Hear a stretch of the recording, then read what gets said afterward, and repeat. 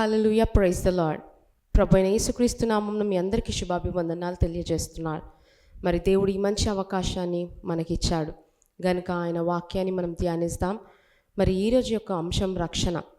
మరి రక్షణ లేకుండా చాలామంది ఈ లోకంలో ఉంటున్నారు కనుక దేవుడు ఈరోజు మీతో మాట్లాడుతున్నాడు. నా ప్రియ సహోదరి సహోదరుడా, ఈ రక్షింపబడ్డావా? బాప్తిజం తీసుకున్నావా? నీతిమంతులుగా తీర్చబడుతున్నావా? ఆ యొక్క పరిశుద్ధ బలలో పాలు పొందుతున్నావా? మరి దేవుడు ఈరోజు నీతో మాట్లాడుతూ ఉన్నాడు. వాక్యం చూసుకుందాం. రోమీలకు రాసిన పత్రిక 5వ అధ్యాయం 9వ వచనం.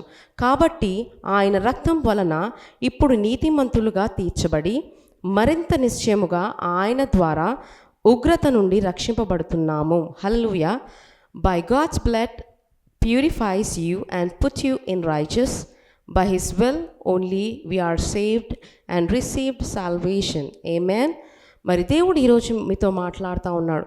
ఆయన రక్తం వల్లనే మనం నీతిమంతులుగా తీర్చబడ్డాం. By his blood only we are saved. Hallelujah. ఎంతమంది బిడ్డలైతే రక్షణ పొందలేక ఉంటున్నారో దేవుడు ఈరోజు నీతో మాట్లాడుతూ ఉన్నాడు. ఏ ఒక్క మానవుడు నీ కొరకు మరణించలేదు. ఓన్లీ జీసస్ క్రైస్ట్ నీ యొక్క పాపము నిమిత్తమై ఆ యొక్క కల్వరి గిరిలో నల్లగొట్టబడ్డాడు, పొడవబడ్డాడు. నీ యొక్క చెడు మార్గంలో నువ్వు వెళ్తుంటే ఆయన కాళ్ళకు మేకులు దిగబడ్డాయి. చేతులతో మరి దొంగతనాలే కానీ మరి అనేకమైన తప్పులు నువ్వు చేతులతో చేస్తున్నావేమో, మరి ఆ చేతులకు కూడా మేకులు వేయబడ్డాయి. తలకు ముళ్ళ కిరీటం పెట్టబడ్డది. మరి నోటితో ఇష్టం వచ్చినట్టు మాట్లాడుతూ ఉంటావు కాబట్టి ఆయన చేదు చిరుకను మరి ఆయనకి ఇచ్చారండి. మరి లోకంలో అనేక మంది చేసే ప్రతి ఒక్క పాపపు క్రియల వల్ల ఆయన ప్రక్కటెముకలకు మరి బల్లెపు పోటు దిగబడ్డది. ఆయన ఒళ్ళంతా రక్త సిద్ధమైంది. కేవలం నిన్ను నన్ను రక్షించడం కోసమే ఆయన కల్వరిగిరిలో మరణించాడు. నిన్ను నన్ను నీతిమంతులుగా చేయడానికే ఆయన మరి ఆ యొక్క క్రాస్ మీద ఆయన యొక్క రక్తాన్ని చిందించాడు. ఆయన దీనత్వంగా అయ్యాడు. మరి ఒక యొక్క గొర్రె పిల్లగా మారాడు. ఆయన ఏ పాపము చేయలేదండి. ఆయన యొక్క దీనత్వంతో తగ్గింపుగా ఆయన నిన్ను నన్ను రక్షించుకున్నాడు. ఈరోజు మరి నీవు ఏమిచ్చి ఆయన రుణం తీర్చుకుంటావు? దేవుని యొక్క మార్గంలో నడుస్తున్నావు కానీ ఆ యొక్క సిలువ ప్రేమను నువ్వు మర్చిపోతున్నావు. అయ్యో దేవుడు ఈరోజు నిన్ను రక్షించుకున్నాడు, అయ్యో నేను నీతి మార్గంలో నేను నడవట్లేదే అని నీవు ఆ యొక్క కల్వరి ప్రేమను మర్చిపోతూ ఉన్నావు. చెడు మార్గంలో నడుస్తున్నావు. ఒకసారి ఆయన రక్షణను నువ్వు మర్చిపోవద్దు. హల్లెలూయా. రక్షించిన దేవుణ్ణి నువ్వు మర్చిపోవద్దు. మరింత నిశ్చయముగా ఆయన ద్వారా ఉగ్రత నుండి రక్షింపబడుతున్నాము. హల్లెలూయా. మరి దేవుని యొక్క వాక్యం మరింత నిశ్చయముగా ఆయన ద్వారానే అనేకమైన ఉగ్రత నుండి రక్షింపబడుతున్నాం.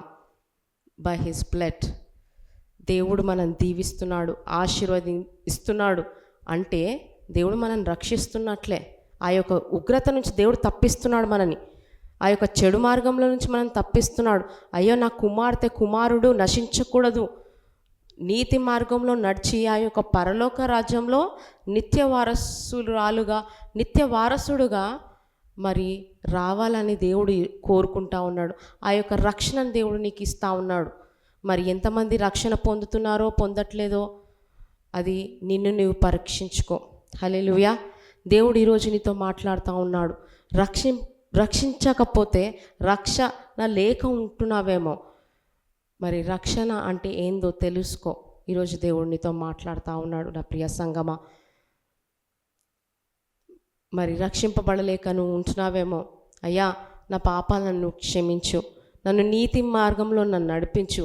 అయ్యా నువ్వు నా కొరకు మరణించావయ్యా, నీ యొక్క రక్షణ నేను పొందుకోవాలి, నీ యొక్క దీన మనసు నాకు దయచేయి, నా కొరకు నువ్వు దరిద్రుడవయ్యావు అని ఒక్కసారి నిన్ను నువ్వు పరీక్షించుకొని ఆయన యొక్క మార్గంలో నడిచి రక్షణ పొంది ఇతరులను కూడా మనం ఏం చేయాలి? రక్షణ మార్గంలో నడిపించి బాప్తిజం విప్పించి ఆయన యొక్క పరలోక రాజ్యానికి నిత్య వారసులుగా మనం తీర్చబడాలి. హల్లెలూయా.